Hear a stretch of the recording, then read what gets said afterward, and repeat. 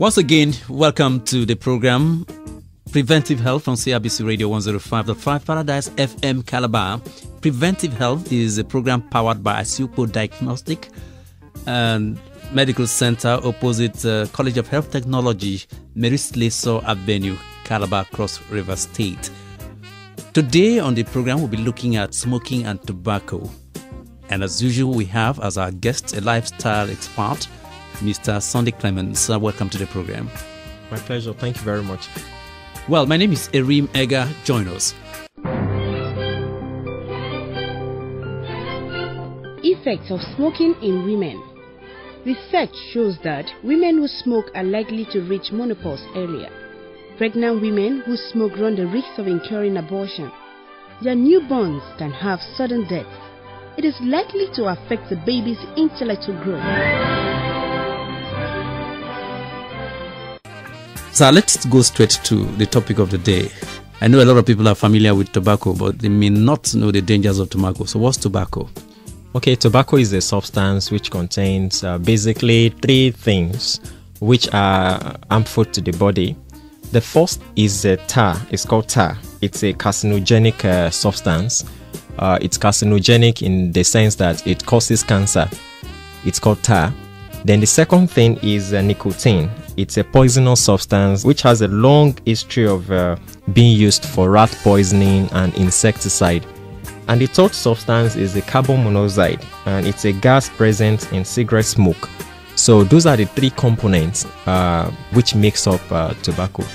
Okay, I heard you say one of those substances you mentioned, like you said, it's poisonous and all that, and I begin to wonder why people would take tobacco. Yeah, it's poisonous in the sense that is nicotine. It has long history of rat poisoning.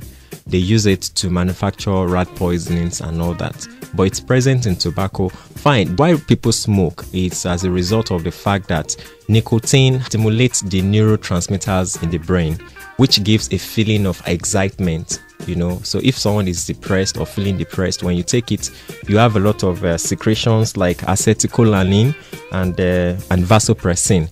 They are secreted, they are neurotransmitters, and when they are secreted, information travels faster, blood flows faster in the brain, and you feel a little better. But the long-term effect is not beneficial. Prevention is better than cure.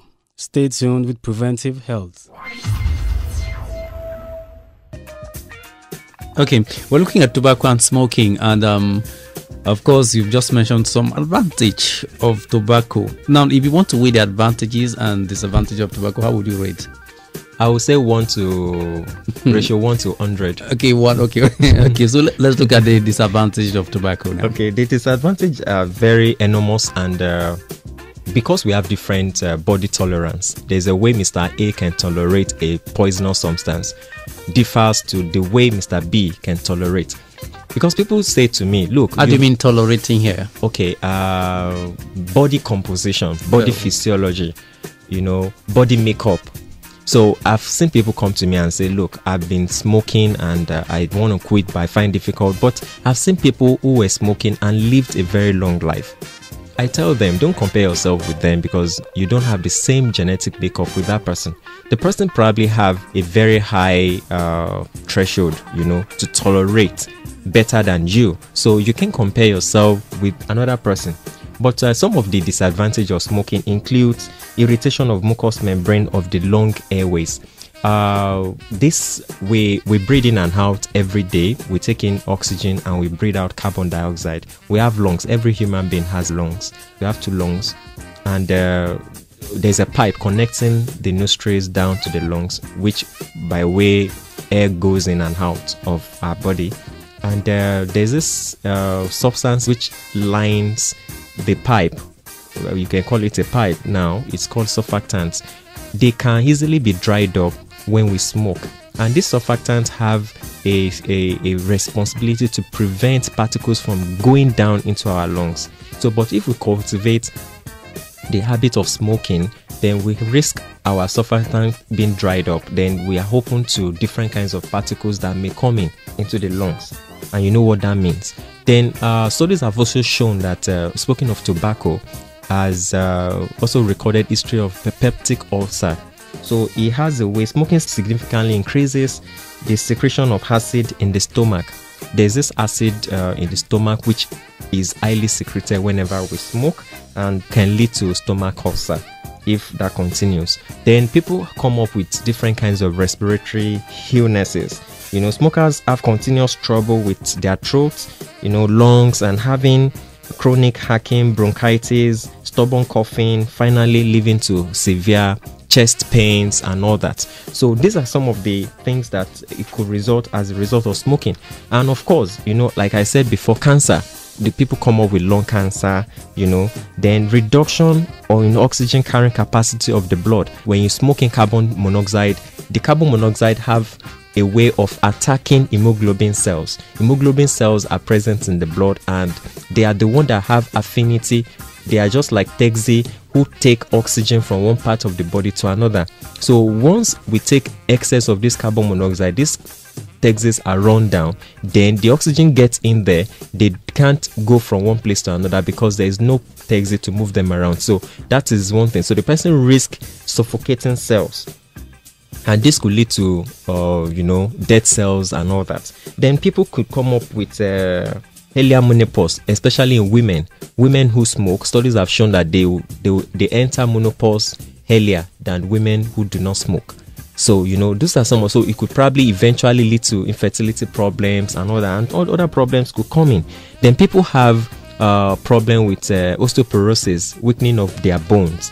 They just finally say that their bones are just getting weakened and all that. So there are lot. One thing leads to another when it comes to smoking.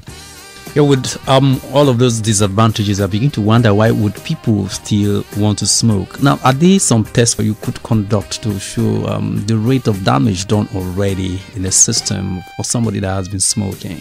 Of course, there are a lot of investigations that can be done. For example, chest X-ray is what is being usually recommended at first to say the way the lungs are. Of course, the person need to see a doctor so that they can recommend investigations that can confirm the status of someone's health. And the most painful part is the fact that people like to eat their cake and as well have it. If you want to continue smoking and you don't want to quit, then you should probably cultivate the habit of checking yourself, keeping tab on yourself. I don't know, it's not advisable, but it's the best, it's the last resort. If you don't want to quit it, then you should probably keep tab on your health. So that's very important. So people need to, from time to time, check their health, check their lungs. There is this investigation called pulmonary function test, which confirms the functionality of the lungs. So, and it's very important people do some of these tests. Then we have TB tests too, to check for tuberculosis and all that. So there are several investigations that can be done, either using of blood or imaging.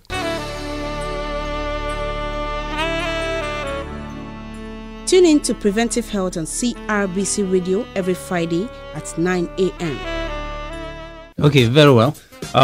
You are a lifestyle expert and you work with ASIUPO, and that's where a lot of people are supposed to come do some tests and all of that. But has anybody willingly come for, maybe I want to stop smoking and stuff like that, let me do a test? Yeah, people come in and say, look, I know I have this bad lifestyle, I take excess of everything and I want to check myself. I just want to be sure that I'm okay. So we have various investigation packages, and we have medical doctors on ground who can look at you and recommend several investigations to ensure that you are fine. Okay, in case you've just joined us, you're on to Preventive Health on CRBC, and of course we're looking at tobacco and smoking, and I still have with me a lifestyle expert, Mr. Sundet Karaman. We're looking at tobacco, we're looking at smoking, and it's a social problem. Quitting smoking might not be that easy. I don't know if you have any advice. Oh yes, it's been a long-term problem. It's been a long-term social problem, and people say, look, I'm addicted, because nicotine contains a lot of substances which could become an addiction, and people find it difficult, to stay away from. Well, around the world, they've introduced some kind of smokeless tobaccos, smokeless cigarettes, which in a way was designed in order for people to quit the conventional smoking, this conventional smoke.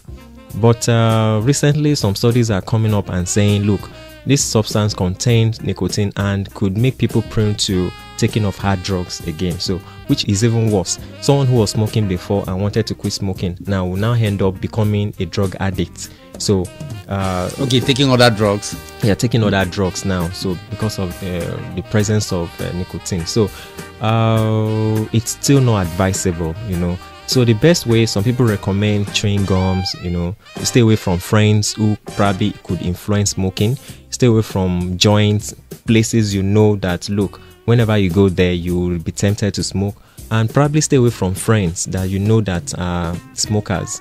You know, those are the measures that we can advise, you know, people. And probably eat well. Find something that you can eat. Once you have the urge to smoke, there could probably be something you can pop up in your. You should be able to pocket. Have alternative to tobacco. Yes, tobacco. I tell people, look, you can quit smoking. The effects are real, you know, but because the consequences are not immediate, it is when we gradually get older and older, then we now start seeing some funny signs and all that, and we now say, okay, might probably be too late, you know. So it's important that we live a very good, healthy life by modifying our lifestyle. Okay, is there any age bracket that's prone to smoking?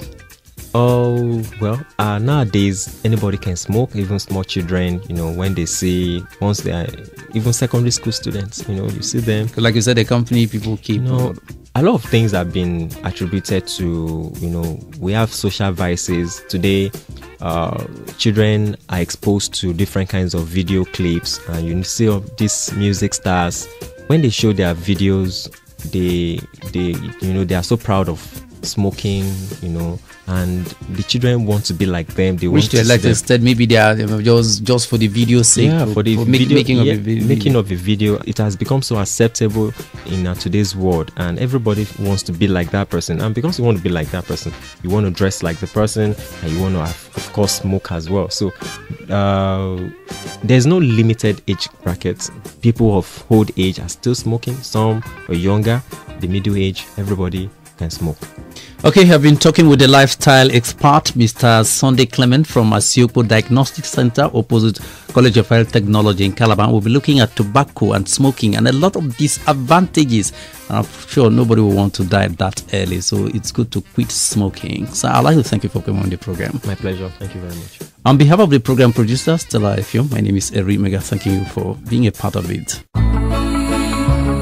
Life can be more beautiful if we have an HIV-free society. Do you know that the spread of HIV can be reduced if you remain faithful to just one partner? And you can also reduce the spread of HIV if you use condom correctly and consistently. Understand that even a healthy-looking person can be HIV positive. Do you also know that you cannot be infected with HIV through mosquito bites, sharing toilets or eating utensils with infected persons? You can't get HIV through witchcraft. No, you can't also get HIV through living or taking care of a male or female HIV infected relative. Even if you buy any kind of food from an HIV infected food seller, you can't be infected. Keep your mind at peace when your child goes to school, because he or she can't be infected with HIV when being taught by an HIV positive teacher.